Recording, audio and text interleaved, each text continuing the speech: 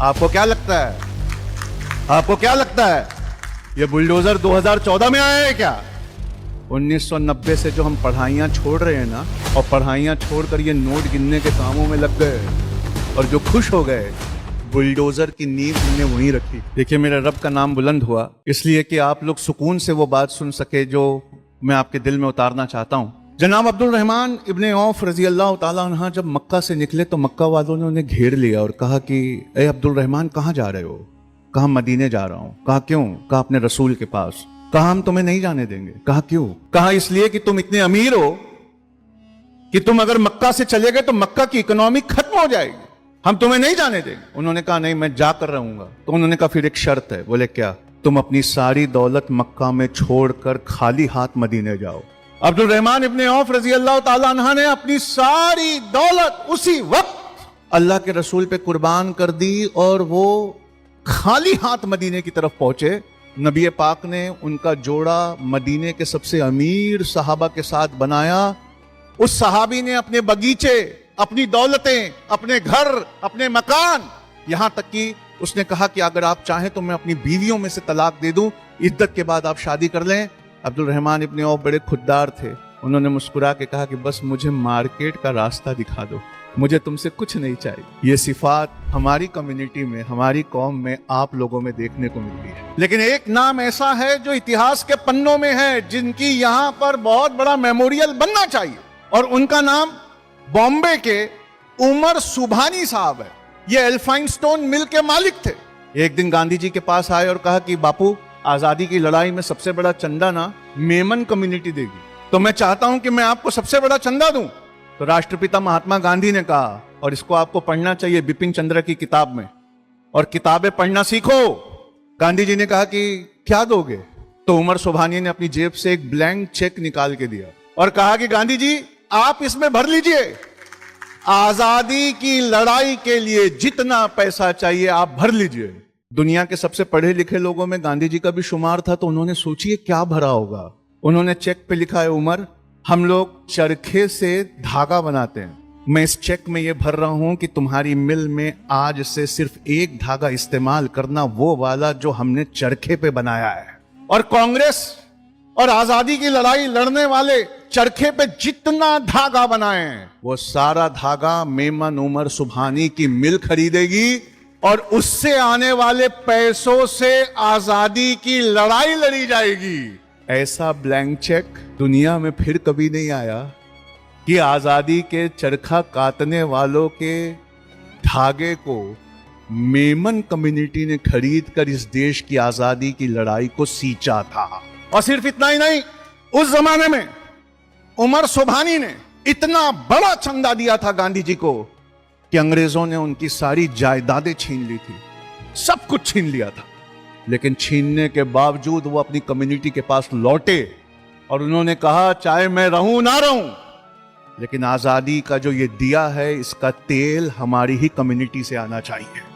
ये वो कम्युनिटी है जिसने राष्ट्रपिता को ब्लैंक चेक दिया था। लेकिन आज अगर आप हक की इस लड़ाई के इतिहास को इस बरकत वाली कौम की तरफ फिर से देखें तो कुछ कुछ महसूस होता है कि चीजें हल्की हल्की धीमे धीमे बदल रही हैं। आपकी कम्युनिटी पहले कहां तो लंदन से लेकर सिंगापुर और रंगून तक फैली हुई थी, लेकिन आजकल ऐसा महसूस होता है कि हमारे कुएं का दायरा लगातार सिमटता जा रहा है और हम कुएं के मेंढक बनकर रह गए। दुनिया में हर हक की लड़ाई के लिए दिल खोलकर मदद करने वाली इस कम्युनिटी के पास, जो मेरे सामने बैठी हैं, जिसकी बरकतों के मैंने इतने कसीदे पढ़ दिए, ये क्या रोने वाली बात है कि इसके पास अपनी एक यूनिवर्सिटी नहीं है। आप सोचिए, ये वो हैं जिन्होंने आजादी की लड़ाई का सबसे बड़ा चंदा दिया, आज इनके पास अपनी एक, छोड़िए ना यूनिवर्सिटी, आप बताइए ना, आपके पास एक मेडिकल कॉलेज है अपना, एक मेडिकल कॉलेज। मैं आपको एक बात बताना चाहता हूं कि कभी बाजार की हर तीसरी दुकान में शक्कर की मिठास घोलती ये कौम, बाजार की हर तीसरी दुकान में शक्कर की मिठास घोलती ये कौम, आज ऑनलाइन बिजनेसेस से नदारद है। जमाना बदल रहा है, करवटें ले रहा है, हम अभी भी उन्हीं पुराने मार्केट्स में अपनी दुकान खोले बैठे हैं, जबकि एक पूरी जनरेशन बड़ी हो रही है जो मार्केट जाकर कुछ खरीदना पसंद नहीं करती वो ऑनलाइन खरीदती है। क्या हो गया इस कौम को? क्या ये वो कौम नहीं है मेमनों की जो हालात और जमाने को बदलता हुआ पहले देख लेती थी, इससे पहले कि हवाएं बदलें उससे पहले अपने व्यापार करने का तरीका बदल देती थी। ये वो कौम थी जो अल्लाह के रसूल के प्रिंसिपल्स को मजबूती से पकड़ती, लेकिन जमाने की हर करवट के साथ अपने व्यापार करने के तरीके को एकदम बदल देती। आज ऑनलाइन में आप नहीं हैं, एजुकेशन में आप नहीं हैं, और ये कौम जो हक का चंदा देती आज जानी जाती है महंगी शादियां करने के लिए। ये वो कौम, मैं आपको बताऊं, रोजे महशर शादियों के बड़े खर्चों पे जब हिसाब किताब होगा तो मुझे मेरी तलखी के लिए माफ कर दें, लेकिन मैं जानता हूं कि जब शादियों के बड़े खर्चों के हिसाब होंगे तो शादियों को महंगा करने वालों में आपका नाम भी लिया जाएगा। जबकि अल्लाह के रसूल ने ठीक इसका उल्टा कहा। उन्होंने कहा कि शादियां सस्ती करो, जिनाकारी या फाहिश गंदगी उसे महंगा करो, उसे करने की कीमत चुकाना पड़े, और शादियां सस्ती करो। मैं अभी मुझे लेने कुछ लोग एयरपोर्ट से आए थे, तो अब मुझे माफ करना पड़ेगा आपको। पहले बहुत मीठा मीठा खिलाया है इसलिए कुछ आएगा। पता नहीं क्यों मैं बहुत कम होटल जाता हूं, लेकिन जब भी मैं किसी होटल में गया हूं, अगर मैं एंटर हो रहा हूं तो कोई ना कोई मेमन जमात का खाना खा के बाहर निकलता हुआ मिल जाता है। अच्छी होटलों में बेहतरीन दावत एंजॉय करने वालों में आपका नाम है साहब। आपके मोहल्लों में अगर अमीर बनना है तो अच्छी होटल खोलिए, लाइब्रेरी और कॉलेज नहीं खोलिए।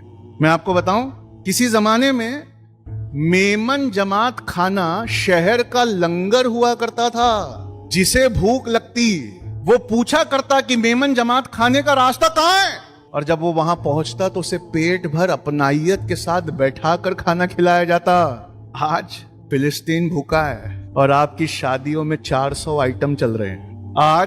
आज हमारा ऐसा रवैया है साहब कि हमारे यहाँ के हमारी हक के लिए लड़ने वाले बेगुनाह वो जेलों में हैं, उनके बच्चे बाहर मुफलिसियों में घूम रहे हैं, और हम यहाँ पर भव्य वलीमा कर रहे हैं। आज की मेमन जमात का हाल, इसको सुनकर ना एक अल्लामा इकबाल का शेर याद आता है कि बर्क गिरी गिरा करे, बर्क यानी बिजली, बर्क गिरी गिरा करे, आग लगी लगा करे, जिसका चमन में कुछ नहीं फिक्रे चमन वो क्या करे। इस तरह से मदमस्त लोग हम हो गए हैं। इसी मदमस्ती में एक नाम और लेना चाहता हूं, कभी गूगल करके देखना, क्योंकि किताब पढ़ने का शौक तो आप लोगों को नहीं है। अभी इकबाल साहब मुझे बता रहे थे खजूर का काउंटर है, सैंडविच का काउंटर है, मतलब किताब का काउंटर, तो वो मेरा मुंह देख रहे थे। कहे किताब और मेमन, पहले आपके हाथ से किताब छीनी जाती है, फिर आपके पुरखों की याद मिटाई जाती है, फिर जिस जमीन और जायदाद पे आपको बहुत घमंड है ना उसे छीन लिया जाता है। कभी कोई जमीन जायदाद सीधा छीनी ही नहीं गई, पहले किताब छीनी गई है ताकि तुम्हें तुम्हारे हक ना पता हो, उसके बाद बुलडोजर आया है। आपको क्या लगता है, आपको क्या लगता है ये बुलडोजर 2014 में आया है क्या? 1990 से जो हम पढ़ाइयां छोड़ रहे हैं ना, और पढ़ाइयां छोड़कर ये नोट गिनने के कामों में लग गए, और जो खुश हो गए, बुलडोजर की नींव हमने वहीं रखी थी। आप समझ रहे हैं? तो आप कभी गूगल करिए, मेमन हबीब यूसुफ रजा मारफानी, इन्होंने आजाद हिंद फौज के लिए नेताजी सुभाष चंद्र बोस को उस जमाने में 1,03,00,000 रुपए का चंदा दिया था। मेमन यूसुफ रजा मारफानी ने 1944 में 1,03,00,000 दिए। मैंने चैट जीपीटी से पूछा आज ये कितना होता है, तो उसने महंगाई और करेंसी की वैल्यू से आंकड़ा निकाल के बताया 3,120 करोड़ आज का होता है। ताली मत बजाओ, शर्म करो कि आजादी का सबसे बड़ा चंदा देने वाले तुम्हारे बाप दादा थे, और किसी चौक पर उनका नाम नहीं है, किसी रोड का नाम उनके नाम पर नहीं है, किसी मेडिकल कॉलेज का नाम उनके नाम पर नहीं है। जब वो वहां दे रहे थे तो एक मेमन औरत थी, बुढ़िया थी, नाबीना थी, वो रोने लगी जोर से। तो नेताजी उसके पास गए, कहा अम्मा क्यों रोती हो? कहा बेटा मेरे पास 1 करोड़ 3 लाख नहीं है, नहीं तो मैं भी तुम्हें देती। तो उन्होंने कहा अम्मा इससे बड़ी चीज एक आपके पास है। बोले क्या? आपका बेटा, मुझे अपना बेटा दे दो। आपको मालूम है आजाद हिंद फौज का पहला ऑफिसर एक मेमन था जिसका नाम यूसुफ रजा रंधेरी था, और उसका हाथ पकड़ के उस औरत का नेताजी स्टेज पर लेकर आए। और सुनना मुसलमानों, और शर्म करना, और हो सके तो शर्म के पानी में थोड़ा डूबना। उस नाबीना औरत का हाथ पकड़ के नेताजी स्टेज पर लाए और कहते हैं तुम में से जिसने भारत माता को नहीं देखा इस औरत को देख ले। ये भारत माता का पहला लक़ब मेमन औरत को दिया गया। आप सोचिए कि आपने अपना क्या क्या लुटाकर आप यहां आज बैठे हुए। जब अल्लाह ने 10 में से 9 बरकतें जिस कारोबार में रखी और वो कारोबार करने का शहूर मेमन कौम को दिया, और नबी पाक सल्लल्लाहु अलैहि वसल्लम ने कारोबार की शुरुआत अपनी बीवी खतीजतुल कुबरा रजी अल्लाह ताला अन्हा के साथ की। क्या मैं सच कह रहा हूं या गलत कह रहा हूं? तो फिर एक सवाल है यार मेरा, और बड़ा कड़वा है, और मैं ये सवाल जब लेके दिल्ली से चला तब मेरे दिल ने कहा कि शायद आज के बाद मेमन तुमसे बात ना करे, लेकिन मैं ये सवाल उठाना चाहता हूं और मैं चाहता हूं कि आप मुझसे बात ना करें। खतीजतुल कुबरा रजी अल्लाह ताला अन्हा, इनके साथ अल्लाह के रसूल ने जब व्यापार शुरू किया कि नहीं? क्या मैं गलत सीरत सुना रहा हूं? नहीं। तो फिर हम मेमन जमात के लोग अपनी बच्चियों को क्यों नहीं पढ़ाते? कम उम्र में उनकी शादियां क्यों करते हैं? हम उन्हें पढ़ाते क्यों नहीं? हम कहते हैं बेपर्दगी। एक बात बताऊं, अगर आपकी बच्चियां डॉक्टर नहीं बनेगी ना तो आपको अपनी बीवियों को किसी गैर महरिम के सामने छोड़कर आना पड़ेगा, तब बेपर्दगी नहीं होगी। तब बेपर्दगी नहीं होगी जब आपका बच्चा डिलीवर कराने के लिए गैर महरिम गैर कौम का लोग इंसान होगा। क्यों? क्योंकि आप अपनी बच्चियों को नहीं पढ़ाते। ये भी एक चीज है जो भारत माता कहा गया था, जिस औरत को उससे सीखनी चाहिए कि हमें अपनी औरतों के लिए कुछ करना चाहिए। आप मुझे बताइए, क्या इस हॉल में 400 से ज्यादा एनजीओ के नुमाइंदे हैं? जवाब है हाँ। क्या इस हॉल में बैठे लोग मुझे 400 स्कूलें दिखा सकते हैं? 400 स्कूल दिखा सकते हो क्या? छोड़ो 400, 40 स्कूल दिखा सकते हो? 40 स्कूल दिखा सकते हो? बिना इंटरेस्ट वाला 4 बैंक दिखा सकते हो? क्या ये वो कौम नहीं है जिसके कंधे पे ये जिम्मेदारी है? क्या अल्लाह ने बरकतें इस कौम को नहीं दी? छोड़िए, आपने अपने वालिद के आगोश में सीखा था व्यापार करना, ऐसे ही है। आप सबने कारोबार करना कहां शुरू किया था? अपने वालिद के आगोश में। लेकिन आज एंटरप्रेन्योरशिप और नए जमाने के कारोबार के लिए इंक्यूबेशन सेंटर चाहिए होते हैं। मुझे मेमन जमात खाने के कोई 4 इंक्यूबेशन सेंटर आप दिखा सकते हो? नहीं है। क्यों? आपने उस तरफ कभी परवाह ही नहीं की।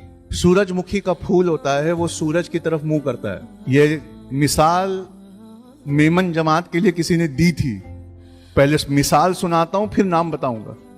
सूरजमुखी का फूल सूरज की तरफ मुंह करता है, और दिन भर जैसे जैसे सूरज टर्न होता है वैसे वैसे वो फूल टर्न होता है, और सूरज की गर्मी से वो एक रस तैयार करता है, जिस रस को शहद की मक्खियां ले जाकर शहद बनाती हैं। ये मेमन जमात अच्छा व्यापार करके सूरज की तरफ मुंह करके रस तो बना रही हैं, लेकिन जब तक स्कूल नहीं खुलेंगे, यूनिवर्सिटी नहीं खुलेगी, मेडिकल कॉलेजेस नहीं खुलेंगे, इस रस का शहद नहीं बनेगा। और इस बिना शहद के इस जमाने में सरवाइव करना बहुत मुश्किल है। क्या यहाँ कोई है जो हाथ उठा के कह सकता है कि एआई में सेमीकंडक्टर्स बनाने का बिजनेस मेरा है, क्लाउड कंप्यूटिंग का बिजनेस मेरा है, साइबर सिक्योरिटी का बिजनेस मेरा है, रोबोट बनाने का बिजनेस मेरा है, आप मेरे साथ इन्वेस्ट कर सकते हैं? नहीं।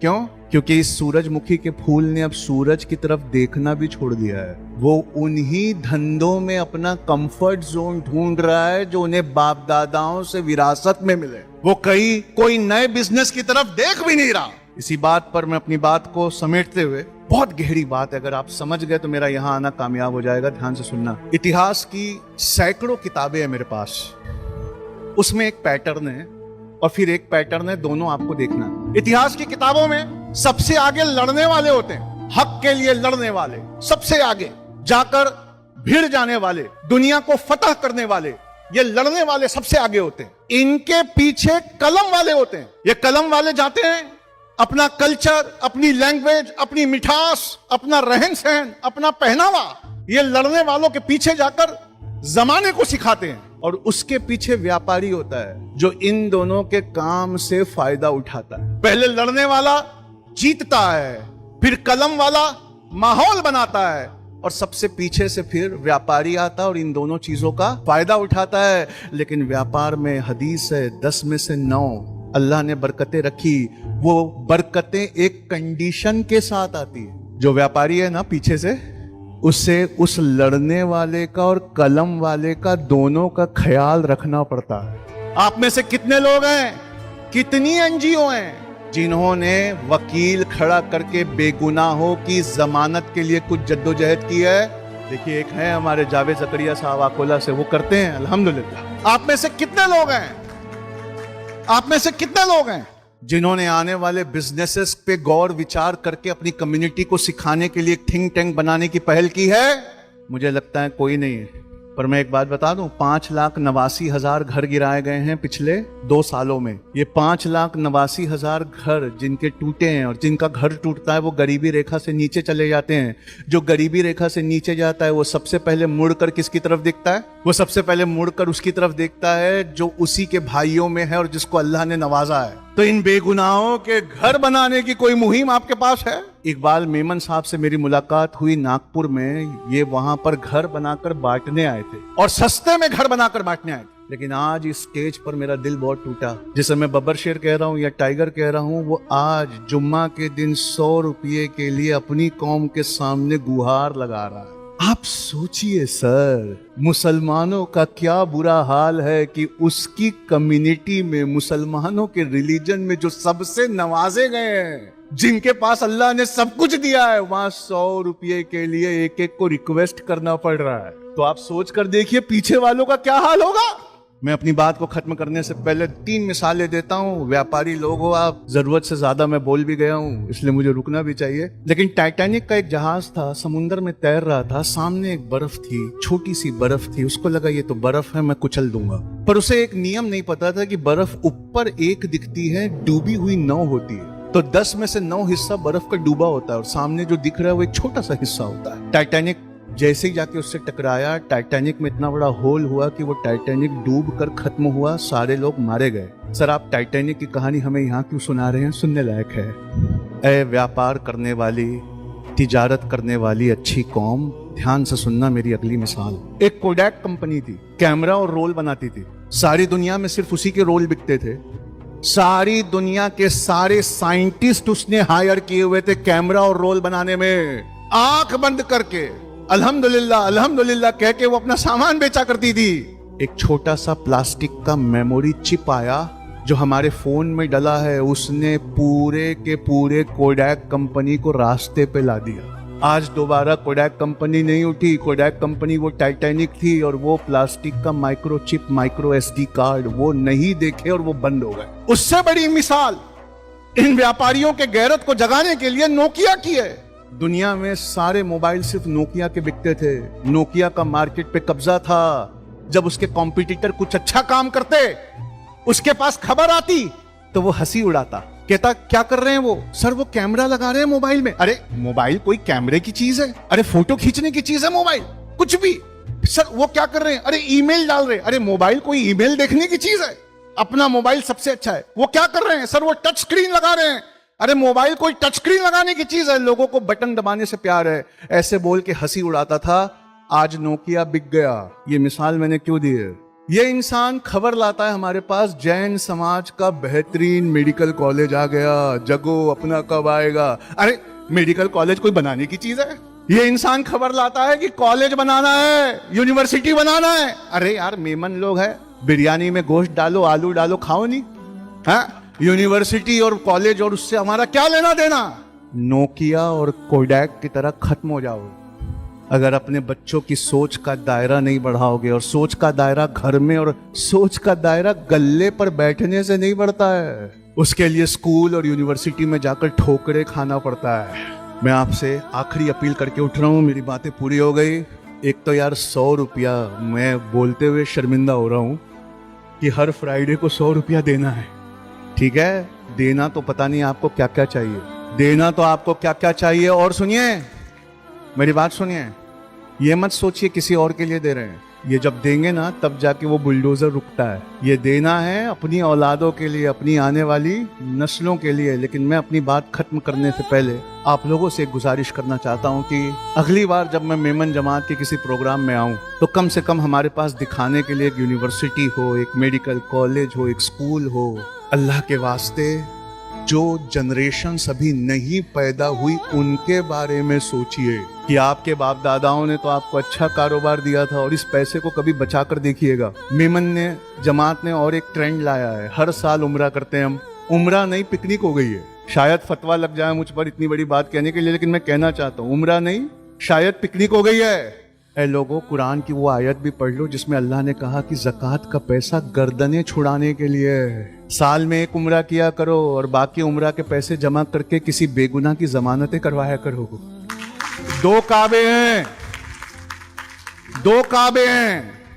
एक मक्का में वो महदूद है, उसमें वो लामहदूद आ नहीं सकता, और एक मोमिन के दिल में है, ये भी लामहदूद है। इस लामहदूद में से वो लामहदूद जा नहीं सकता।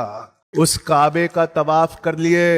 बहुत से बच्चे हैं जिनका एडमिशन नहीं हो रहा है, बहुत से लोग हैं जिनकी जमानतें नहीं हो रही है, बहुत से लोग हैं जिनका घर तोड़ा जा रहा है, बहुत से लोग हैं जो बीमारी का इलाज नहीं करा सकते तो गरीबी रेखा से नीचे जा रहे हैं। इनके दिलों में जो काबा है उसकी परवाह करो। क्या पता रोजे महशर तुम्हारे जैसा उम्रा किसी ने ना किया हो। बस इसी बात पे अपनी बात सलाम।